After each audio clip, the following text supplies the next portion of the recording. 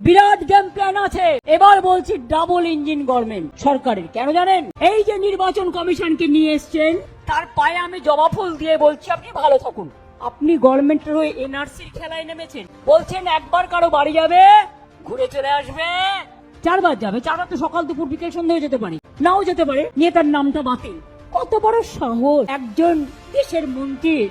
তিনি কোঅপারেশন ডিপার্টমেন্টের principal secretary ছিলেন। তাই তিনি এসে ডাবল ইঞ্জিন সরকারের মতামত নিয়ে ভোটার লিস্ট থেকে নাম বাদ দেওয়ার চক্রান্ত করেছে মানুষকে, যাতে ওনার বন্ধু কলমে ডাবল ইঞ্জিন কার্ড খেলে তাদের জেতানো যায়। আমরা বলি শূন্য থেকে মহাশূন্যে যাবে, এ ভুল করতে যেও না।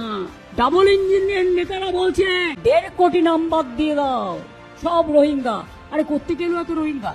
এই ইতিহাস পড়েছে না ভূগোল পড়েছে? ইউনাইটেড নেশনস বলেছিল কয়েক বছর আগে সব শুদ্ধ রোহিঙ্গার সংখ্যা হচ্ছে 10 লাখ। এখন নয় ভেঙে ধরলাম 17 লাখ। সে বলছে 1.5 কোটি লোকের বাদ দিয়ে দাও নাম।